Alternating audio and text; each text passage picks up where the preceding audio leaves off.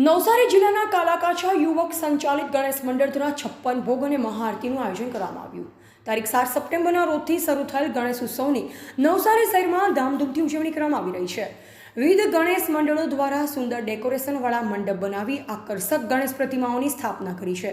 તેવી જ રીતે જલાલપુર તાલુકાના કાલાકાછા ગામ ખાતે પણ છેલ્લા 13 વર્ષોથી શ્રી ગણેશ મંડળ દ્વારા ગણપતિ બાપ્પાની સ્થાપના કરવામાં આવે છે અને 10 દિવસના ગણેશ ઉત્સવ દરમિયાન વિવિધ કાર્યક્રમ થકી ગણેશ ભક્તિ કરવામાં આવે છે। જલાલપુર તાલુકાના કાલાકાછા ગણેશ યુવક મંડળનું સંચાલન યુવાનો દ્વારા સંચાલિત મંડળ છે અને યુવાનો તથા મહિલાઓ દ્વારા જ શ્રીજીની સ્થાપનાથી લઈ આરતી પ્રસાદ મહાપૂજા જેવા આયોજનો કરવામાં આવે છે। સોમવારની સાંજે કાલાકાછા શ્રી ગણેશ યુવક મંડળ દ્વારા મહાઆરતી સાથે ગણપતિ બાપ્પાને 56 ભોગ ચડાવવામાં આવ્યો।